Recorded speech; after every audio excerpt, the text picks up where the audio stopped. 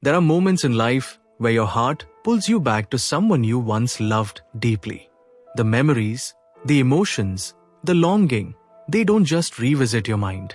Sometimes they come alive in reality.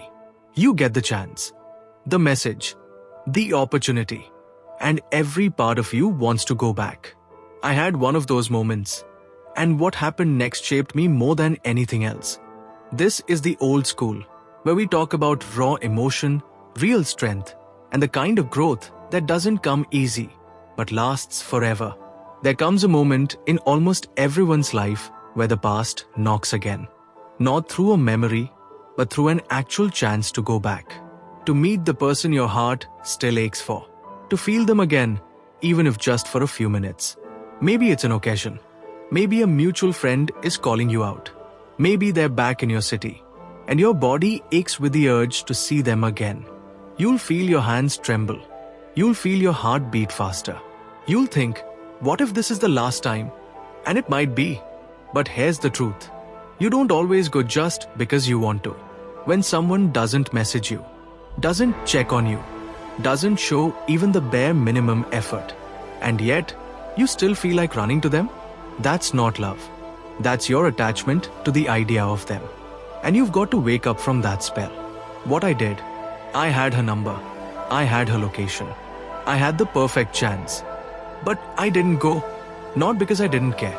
I cared deeply, still do. But because I finally understood this. Sometimes, love is not in holding on. It's in letting go with dignity. I sat with the urge. I shook. I cried in silence.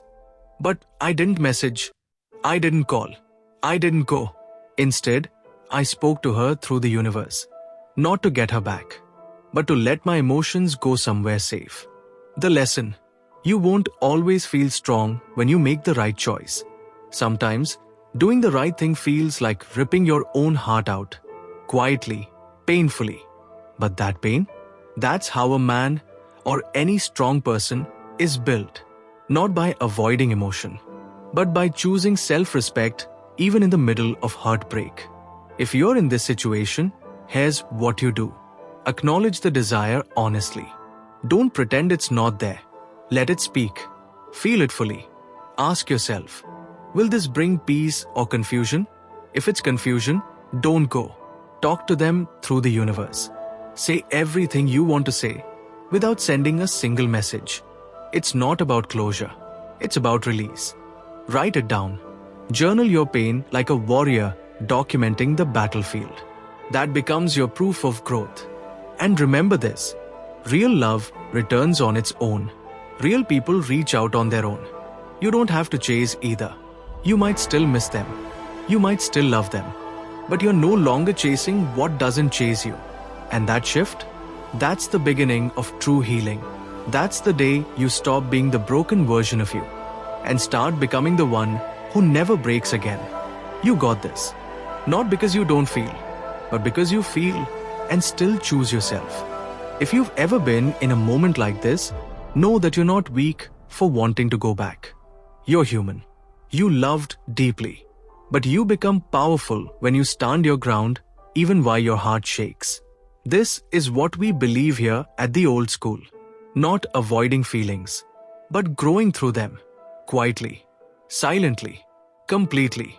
If this spoke to you, comment below with "I choose myself." Let's show the world that strength doesn't always roar. Sometimes, it just sits still and says, "Not today." Don't forget to like, share, and subscribe to the old school. Because we're not just telling stories, we're living lessons. And this one was a lesson in true strength.